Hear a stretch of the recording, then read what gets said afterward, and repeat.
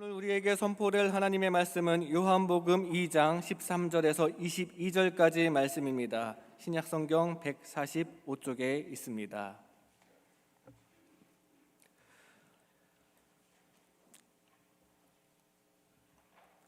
하나님의 말씀을 제가 봉독해 올리겠습니다.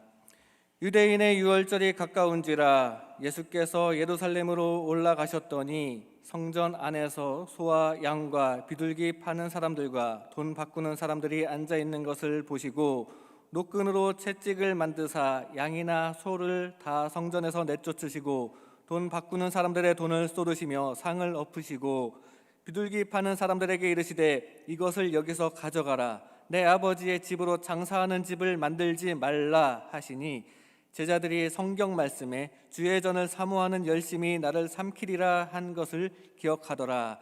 이에 유대인들이 대답하여 예수께 말하기를 내가 이런 일을 행하니 무슨 표적을 우리에게 보이겠느냐.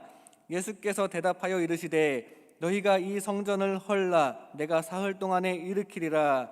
유대인들이 이르되 이 성전은 46년 동안에 지었거늘 네가 3일 동안에 일으키겠느냐 하더라. 그러나 예수는 성전된 자기 육체를 가리켜 말씀하신 것이라. 죽은 자 가운데서 살아나신 후에야 제자들이 이 말씀하신 것을 기억하고 성경과 예수께서 하신 말씀을 믿었더라. 아멘. 성경을 들겠습니다. 시작. 나는 하나님의 자녀입니다. 그래서 함부로 포기하지 않습니다. 나는 오늘도 믿음으로 도전합니다. 할렐루야. 우리 앞뒤 좌우 마음으로 눈으로 인사하겠습니다. 축복합니다. 성령 충만하십시오. 인사합니다. 축복합니다. 성령 충만하십시오. 찬양 잘 들으셨죠? 사람마다 곡을 해석하는 그런 것은 다르긴 하지만 제가 찬양을 들으면서 그런 생각이 들었어요. 저 생명시내가에 길이 살긴 살겠는데 조용히 살겠다는 말이 아니라 꿈틀거리면서 뭔가를 할 일을 다 하고 살겠다, 다 하면서 살겠다, 그런 생각이 들었어요. 왜냐하면 이 곡이 제가 생각한 것보다는 마무리하는 데서 좀 이렇게 위로 올라가는 듯한 느낌이요, 좀 내려가면서 조용히 살겠다는 말이 아니라 좀 올라가면서 뭔가 꿈틀거리면서 살겠다는 것이 느껴졌습니다. 여러분 어떻게 느끼셨는지 모르겠지만 각자 느낌이 다르겠지만 저 어떤 상황 가운데일지라도 하나님의 은혜가 있으면 그 가운데서 꿈틀거리며 포기하지 않냐고 살겠다라고 하는 그런 결단이 저에게 좀 느껴졌습니다. 제가 그렇게 느껴졌다는 이야기입니다. 오늘은 성전이신 예수님이라는 제목으로 여러분과 함께 말씀을 좀 나누고자 합니다. 여러분들에게 인생의 시간이 얼마 남지 않았다면, 다시 말하면 시한부 인생을 살아간다면 무엇을 마지막으로 하면서 인생을 마무리하시겠습니까? 철학자 스피노자라고 하는 사람은 내일 지구가 망한다 할지라도 오늘 나는 한 그루의 사과나무를 심겠다라고 말했고, 어떤 사람은 여행을 하면서 조용히 내 마지막 삶을 마무리하겠다라고 하는 그런 말을 하는 사람도 있습니다. 또 어떤 사람은 그동안 마음에 꺼리끼는 사람들에게 용서를 구하고 용서를 해주면서 인간관계를 회복하고 나서 내 인생 마무리를 하고 싶다라고 말하는 사람도 있습니다. 나에게도 마지막 그 시한부 인생, 마지막 시간이 주어진다면 나는 무엇을 하면서 내 인생을 마무리할까라고 하는 생각을 해봤습니다. 지금은 사순절 기간입니다. 사순절 기간을 다르게 말하면 예수님께서 그동안 33년을 살아오시다가 마지막 남은 시간을 보내는 그런 기간입니다. 다시 말하면 시한부 인생입니다. 얼마 있지 않으면 십자가에 못 박혀 죽습니다. 십자가를 지실 시간이 얼마 남지 않은 예수님께서 이 땅에 육신의 몸을 입고 계실 때 마지막으로 하나하나 하시고 싶어 하는 일들을 하시면서 정리를 해 나가는 가운데 오늘 이 사건이 포함이 됩니다. 예수님께서 모든 것을 정리해야 될 그 시기에 무엇부터 정리를 하고 싶었을까? 첫째, 예수님은 성전을 정화하기를 원하십니다. 13절에서 15절까지입니다. 유대인의 유월절이 가까운지라 예수께서 예루살렘으로 올라가셨더니 성전 안에서 소와 양과 비둘기 파는 사람들과 돈 바꾸는 사람들이 앉아 있는 것을 보시고 노끈으로 채찍을 만드사 양이나 소를 다 성전에서 내쫓으시고 돈 바꾸는 사람들의 돈을 쏟으시며 상을 엎으시고, 예수님께서는 성전을, 하나님의 전을, 아버지의 집을 깨끗하게 뭔가 본질을 찾고 싶었던 겁니다. 지금은 뭔가로 인하여서 이 집이 지저분합니다. 그래서 깨끗하게 청소하고 싶으셨던 거예요. 그래서 교회 본질을 깨끗하게 되찾아서 하나님의 사람들, 이 땅에서 하나님을 만나고 싶어하는 사람들, 예배드리고 싶어하는 사람들에게 그 본질을 되돌려주고 싶은 거예요. 예수님께서는 말씀하십니다. 내 집은 기도하는 집이라 일컬음을 받으리라 라고 말씀을 합니다. 마지막에 성전을 정결하게 해서 내 집에서 기도하는 사람들이 위로받고 하나님의 능력을 받고, 또 세상에서 힘들고 어려운 그런 정말 힘겹게 살아가는 모든 사람들이 하나님의 성전에 나올 때마다 하나님을 만나면서 또 그 인생을 극복하고 그러기를 원하셔서 성전의 본질을 예수님께서는 우리 백성들에게 찾아주고 싶었던 겁니다. 외적으로 예배를 드리기 위해서 깨끗하게 성전을 청소하는 것도 중요하지만, 예수님께서는 교회에 들어와 있는 불신앙의 모습들, 세속적인 모습들, 세상적인 방법들을 하나하나 제거하고 교회의 본질이 무엇인지를 정확하게 알려주고 싶어서 재물을 거래하는 사람들을 내쫓으십니다. 그리고 예물을 바꾸어 주는 환전상들을, 그 상을 엎어버립니다. 그 행위를 보면 뭐 저렇게까지 할 필요가 있겠는가라고 하지만, 예수님의 마음은 이 교회의 본질을, 정말 정결함을, 성전이 어떤, 하나님의 예배당은, 하나님의 성전은 어떻게 지켜져야 되고 어떻게 유지되어야 된다는 것을 알려주고 싶었던 겁니다. 이스라엘 백성들에게 하나님께 드리는 예물은 반드시 양의 첫 것과 수소, 깨끗한 흠 없는 것을 드려라 라고 성경은 말씀하고 있는데요, 당시 성전 안에서 기득권을 가진 사두개인들이 아무리 좋고 흠 없는 제물이라 할지라도 거부해버리고 자신들이 지정한 그런 상인들에게 가서 사오는 그 제물만 예물에 받는 거예요. 표시를 해놨겠죠. 그래서 그 상인들에게 구입한 제물만 흠 없는 것이라고 여기고 제물로 받아주는 겁니다. 이것이 잘못되었다는 것을 알면서도 내가 구입했던 이 하나님께 드릴 이 제물이 내가 보기에 흠이 있는 것처럼 보여도 성전의 기득권자들, 그리고 제사를 집례하는 사람들이 아니라라고 말하는, 흠 없는, 내가 가지고 간 그 제물이 아니라고 할 바에야 내가 지정한 이 사람들의 제물을 사줌으로 인하여서 무사히 성전에서 예배드릴 수 있겠다라고 생각이 들어서 모든 것을 다 받아들일 수밖에 없었던 겁니다. 예수님께서는 하나님께 나오는 사람들의 순수한 마음을 제물로 왜곡시키는 당시 성전의 기득권을 가진 사람들을 보면서 마음에 분노가 일어난 겁니다. 예배당이 이러면 안 되는데, 하나님의 교회가 이러면 안 되는데 라고 하는 생각을 가지셨던 겁니다.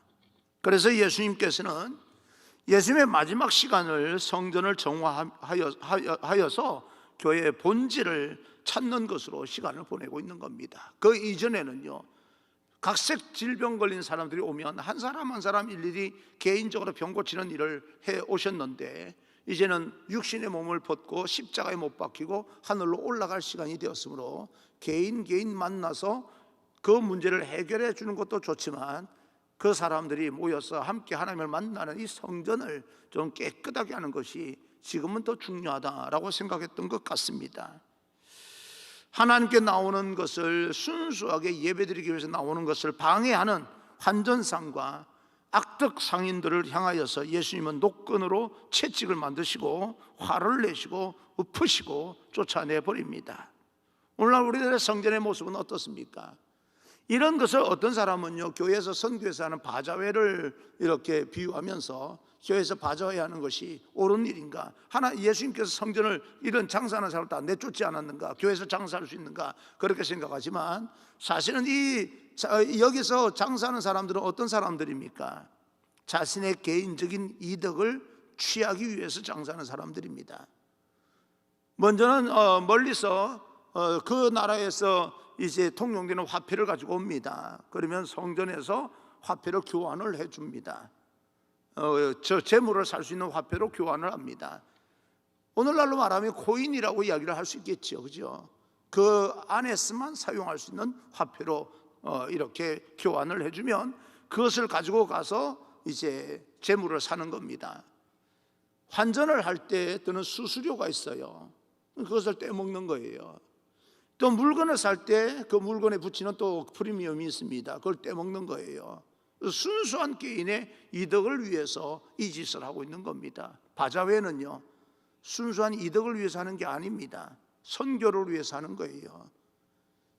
그런데 바자회를 통하여서 내가 어떤 그 이익을 얻거나 내가 무슨 그 바자회를 통해서 사람들에게 초점, 관심을 가지려고 했던 그런 어떤 마음이라면 우리는 그 마음을 버리고 순수하게 하나님의 사업을 위해서, 선교하는 일을 위해서 쓰인다라고 하는 마음으로 하는 것은 좋은 일입니다. 그거와 이거는 비교할 수가 없는 거죠. 그러나 마음 상태가 만약에 순전히 개인의 이득을 위해서라면 그것도 한번 우리가 점검해 볼 필요가 반드시 있는 겁니다. 그러나 여러분들이 다 함께 참여하듯이 그 바자회라고 하는 것은 순전한 개인의 이득을 위해서 하는 게 아닙니다. 선교를 위해서 하는 것이기 때문에 오늘 여기서 말하는 예수님께서 성전 정화하는 그런 모습과는 좀 다른 측면으로 이해할 수가 있다라고 생각을 합니다.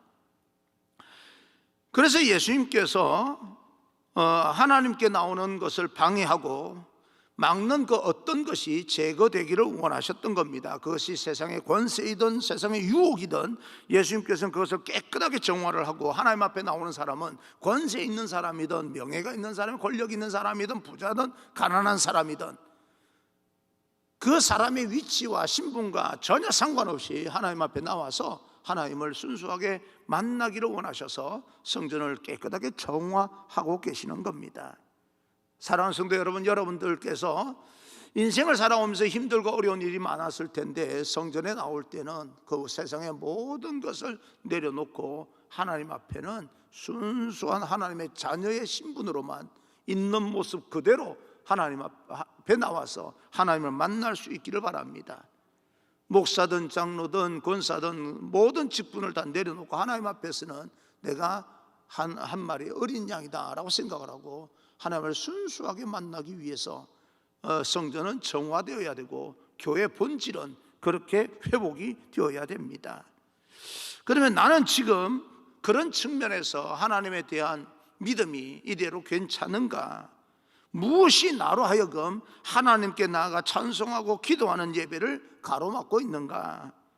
외형적인 것이든 영적인 것이든 나를 하나님을 만나는 모든 것들로부터 방해가 되는 것들을 제거하고 순수한 믿음으로 하나님을 만날 수 있기를 바랍니다. 사람들은 오늘날 이 코로나 팬데믹 시대를 맞이하면서 성전에서 예배드리는 것이 옳으냐, 가정에서 영상으로 드려도 되느냐라고 하는 것을 가지고 논쟁을 합니다. 논쟁하다 보니까 뭐예요? 예배를 못 드리고 있는 거예요. 논쟁하다 보니까 하나님 앞에 찬송을 못 하고 있는 거예요. 논쟁을 하고 있다 보니까 하나님 앞에 기도를 못 하고 있는 겁니다. 기도가 막혀버린 거예요. 우리가 옳고 그름을 논쟁하다가 하나님을 놓치는 것보다 여러분 삶의 자리가 어디이든 간에 성전이든 여러분 가정이든 여러분 직장이든 그곳에서 하나님께 기도하고 찬송하고 예배를 회복하는 그 태도를 하나님께서 먼저 보십니다. 그게 바로 교회입니다. 그러므로 우리도 있는 모습 그대로 어디에서든지 하나님을 만날 수 있는 하나님의 성전이 바로 여러분이 되기를 바라고, 여러분 안에 하나님을 만나고자 할 때에 방해되는 모든 것들이 제거되기를 간절히 소망합니다. 왜냐하면 여러분도 한 사람 한 사람도 하나님의 성전이기 때문에 그렇습니다.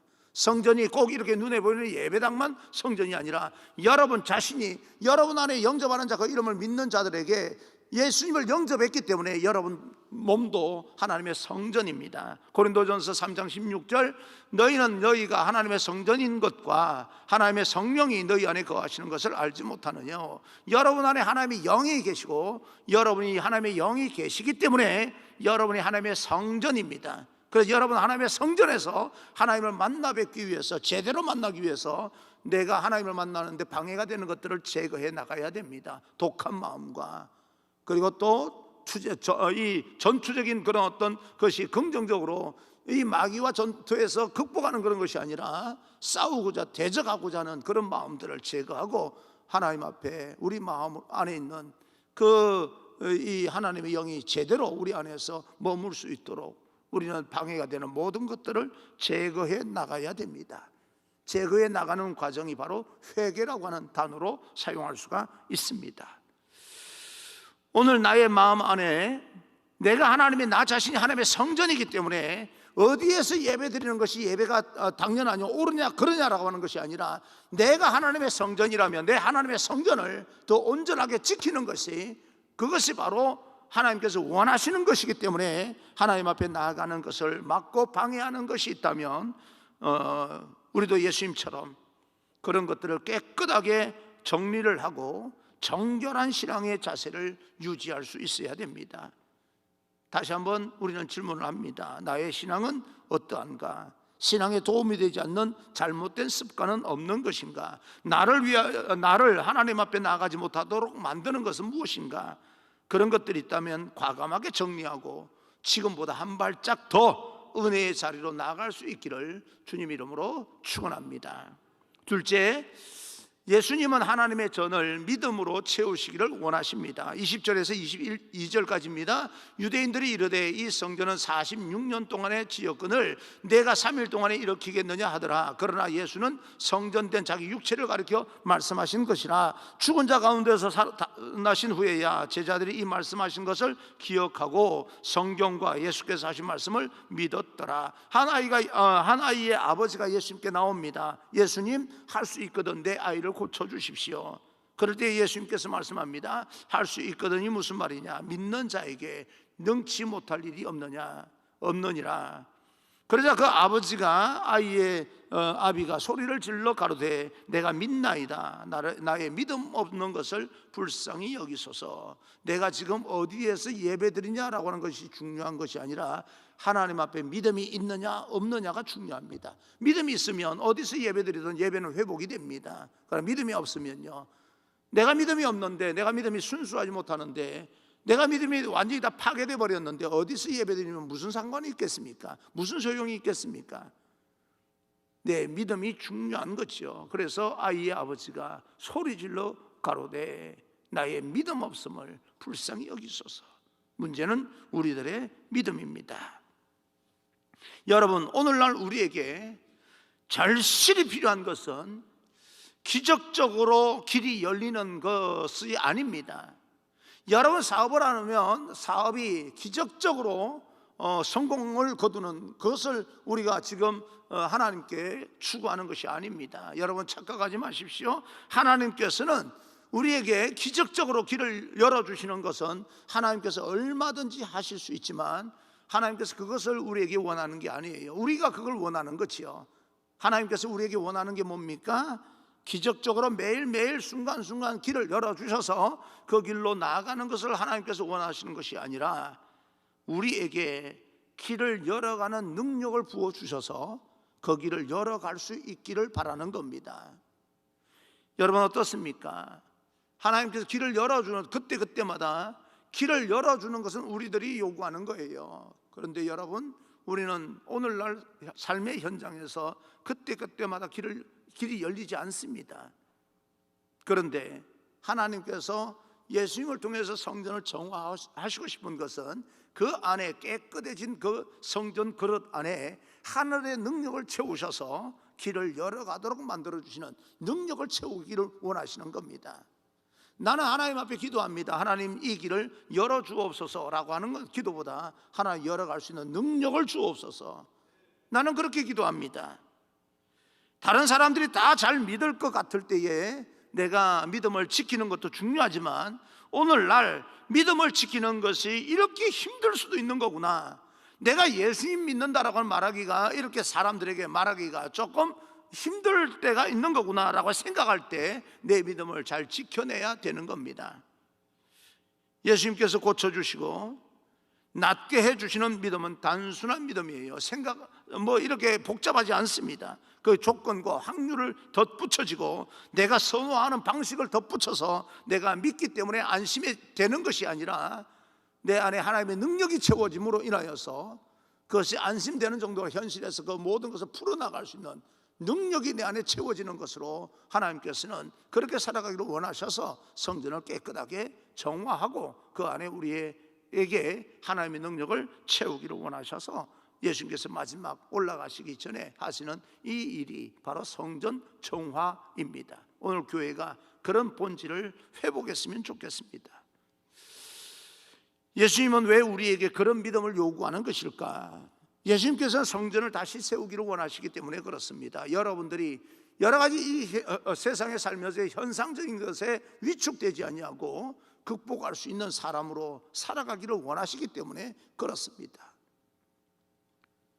그 어떤 세속적인 것에 물들지 않는 깨끗한 성전을 원하시는 이유는, 그래서 그 안에 능력으로 채워서 우리에게 현상적인 것이 일어날 때마다 예수님을 따르고 믿는 믿음이 아니라 어떤 상황 가운데서도 예수님께서도 우리에게 분명히 말씀하셨거든요. 너에게 세상에서 환난을 당하나, 지금 우리가 환난을 당하고 있고 핍박을 당하고 있고 또 어떤 면에서는 우리 믿음을 무너뜨릴 만한 그런 여러 가지 현실적인 그런 어떤 상황을 우리는 맞이하고 있는 이때에 예수님께서 말씀합니다. 담대하라, 내가 세상을 이겼다. 내가 그 이긴 능력을 너희에게 부어주었노니 너희는 이 능력을 가지고 너희들도 극복해 나가라 라고 하는 말씀을 주시는 겁니다. 그래서 우리에게는 믿음이 필요합니다. 히브리서 11장 6절을 보게 되면 믿음이 없이는 기쁘시게 못하나니 하나님께 나아가는 자는 반드시 그가 계신 것과 또한 그가 자기를 찾는 자들에게 상 주시는 이심을 믿어야 할지니라. 내가 가진 것으로는 여러분 아무것도 일어날 수가 없습니다. 할 수가 없어요. 내 힘과 내 스스로는, 내가 가진 어떤 것으로는 아무것도 할 수가 없어요.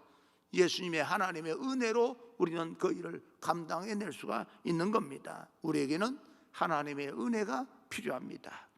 장례를 집례하다 보면 느끼는 것은요, 죽음 앞에서 나는 아무것도 할 수 없는 존재라고 하는 것을 깨닫게 됩니다. 그저 예배드리는 장례 예배를 집례하는 이유가 뭡니까? 살아있는 자에게 위로가 되기 위해서 하는 것이지 죽은 자를 위해서 내가 할 수 있는 게 아무것도 없습니다. 뭘 할 수 있습니까?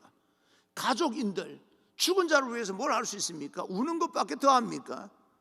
그들을 죽은 후에 천국으로 인도할 수 있는 일을 할 수 있습니까? 다시 살려낼 수 있습니까? 죽은 자를 위해서 우리는 아무것도 할 게 없어요. 하지도 못해요. 단순히 우리가 장례를 통하여서 또 다른 그런 어떤 진행하는 그 과정을 통해 우리가 할 수 있는 게 뭐예요? 살아있는 사람들끼리 위로하고 격려하고 다시 용기를 북들어주고 그것밖에 할 게 없는 거예요. 그것도 큰 일이긴 하지만 죽은 자를 위해서는 할 수 있는 것이 아무것도 없습니다. 그러나 부활의 주님은 결국 그 죽은 자를 먼 훗날 함께 살리게 될 것이고, 그들이 예수께서 구름 타고 하늘로부터 호령나팔 소리로 올 때에 그들이 공중으로 끌어올려서 공중에서 주님을 영접하게 만드시는 하나님이십니다. 지금 우리는 무엇 때문에 실망합니까? 여러분, 무엇 때문에 힘이 빠지셨어요? 무엇 때문에 여러분들은 절망하십니까? 여러분 지금 실망하고 절망하는 그 앞에서 할 수 있는 것이 무엇입니까? 아무것도 없습니다. 절망과 실망 앞에서 내가 할 수 있는 것이요 아무것도 없습니다. 그때 우리에게는 믿음이 필요하고, 믿을 때에 하나님께서 능력을 채우셔서 그것을 극복하게 만드는 것은 하나님의 은혜입니다. 요즘 여러 가지 현상에 가려서 예수님께서 잘 보이지 않는 것 같아서 문제인 건 맞아요. 예수님께서 내 삶 가운데 함께 가장 가까이 계시는 줄 알았는데 전혀 개입하지 않는 것처럼 생각이 들기 때문에 우리의 믿음이 문제가 생기는 겁니다. 하나님께서 과연 우리 인생의 문제에 관심이나 있으신 건가? 오늘날 세계 곳곳에서 일어나는 이런 현상 가운데 하나님께서 어떤 관심을 가지고 계시는 것인가? 그것이 의심이 되면서 우리 믿음이 흔들리고 있는 거예요. 그러나 알고 보면 예수님께서 우리 가장 가까이 계셔서 우리가 어떤 일을 실망하고 절망할 뿐만 아니라 그런 가운데 다시 한번 일어서게 만드는 힘도 하나님이 주십니다. 아직 넌 할 수 있어 라고 음성을 들려주시면서 함부로 세상 앞에 무릎을 꿇고 포기하지 않도록 만드시는 분도 하나님이십니다. 내가 너를 통해서 반드시 해야 될 일이 있어, 그러니 준비하고 기다리고 있어봐 라고 말씀해 주시는 분도 하나님이십니다. 그런 음성을 들려주시면서 이 땅에서 모든 사람이 다 힘들고 어려운 그런 가운데서 죽겠다고 말할 때 그래도 소망을 가지고 버티고 힘겹게라도 또 우리는 일어설 수 있는 그런 능력이 우리 안에 있다는 그 사실을 믿고 함부로 포기하지 않게 만드시는 분도 하나님이십니다. 비록 세상 눈으로 볼 때는 내가 가진 것이 보잘것없는 보리떡과 같고 물고기 2마리 같아 보인다 할지라도 그것으로 기적을 일으킬 수 있는 분이 또 예수님이십니다. 지금 하나님의 손이 짧아서 나에게 큰 역사를 일으키지 않는 것이 아닙니다. 우리 이 성전이 깨끗하지 못하기 때문에 하나님께서 기다리고 계시는 거예요. 깨끗하게 정화될 때까지, 청소될 때까지 기다리고 있는 것입니다. 언제 한번 저에게 어떤 분이요, 결혼을 했는데 아이가 생기지 않아서 참 많이 걱정하면서 기도해달라는 요청을 받았습니다. 근데 묘하게 그때 몇 가정이요, 아이를 갖지 못하는 가운데 있었는데 그 어느 시간 되어서 그 모든 다른 가정들은 다 아이를 갖게 되었어요. 참 나는 그때 생각을 하면 하나님의 역사가 놀랍다라고 생각을 합니다. 교회 안에 결혼을 했는데 아이가 생기지 않아서 그 참 얼마나 고민이 됩니까? 그래서 그 사람들을 위해서 한 번은 일주일 동안 정말 그 사람들을 위해서 금식을 하면서 하나님 그 가정에 필요한 것, 그 하나님 아시지 않습니까? 하나님께 주셔야 됩니다. 기도했더니요, 임신을 했다고, 금식기도 끝나면서 임신했다고 보고가 들어오는데요. 아니 진작에 말했으면 내가 금식하지 않았을 텐데 4주 전에 임신을 하니까 4주 됐어요, 6주 됐어요, 이렇게 보고가 들어오는 거예요. 그건 내가 기도해서 하나님께서 역사하신 게 아니고 기도하기 전에 이미 임신을 한 거예요. 그렇죠?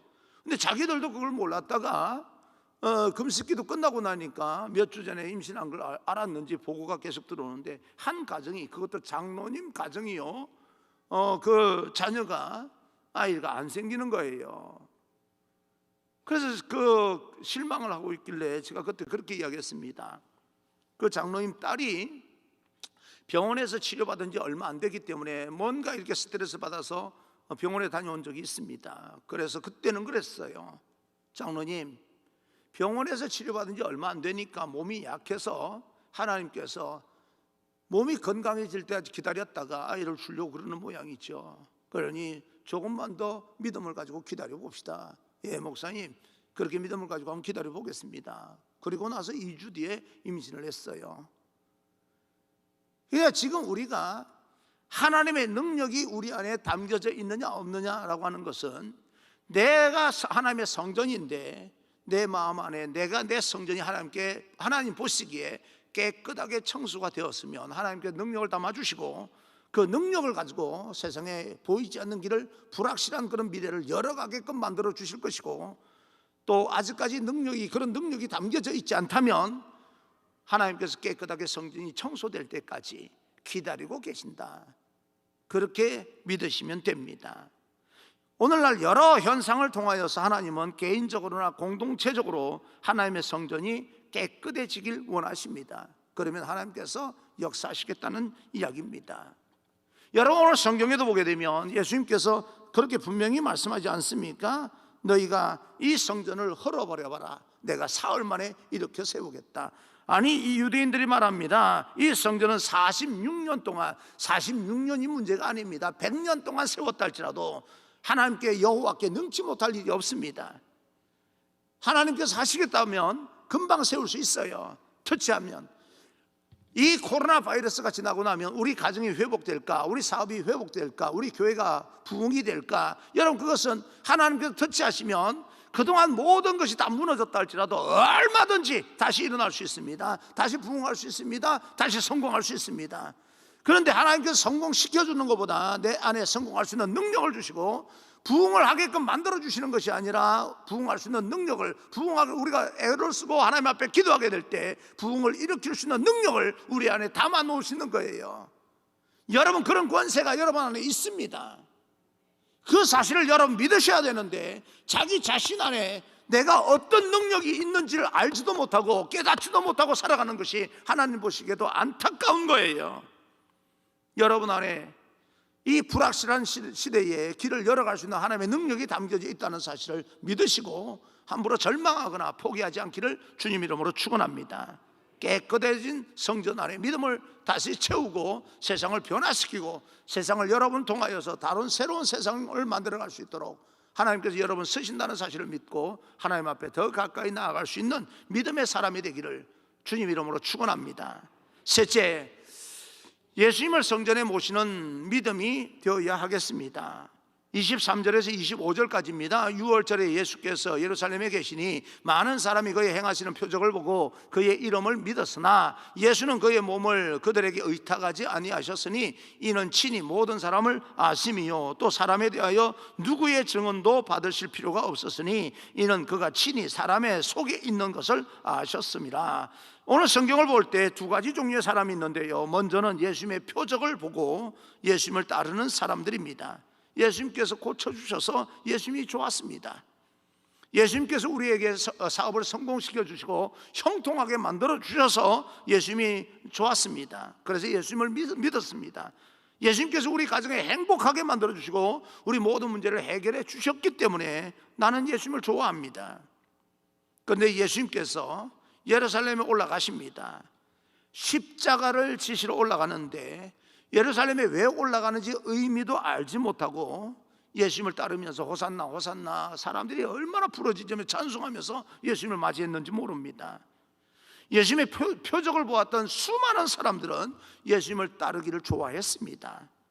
예수님 따라다니면, 예수님을 믿으면 좋은 일이 분명히 일어납니다. 한 사람 한 사람 안수하시면서 일일이 인격적으로 만나주시면서 교제하시면서 그 문제를 해결해 주십니다.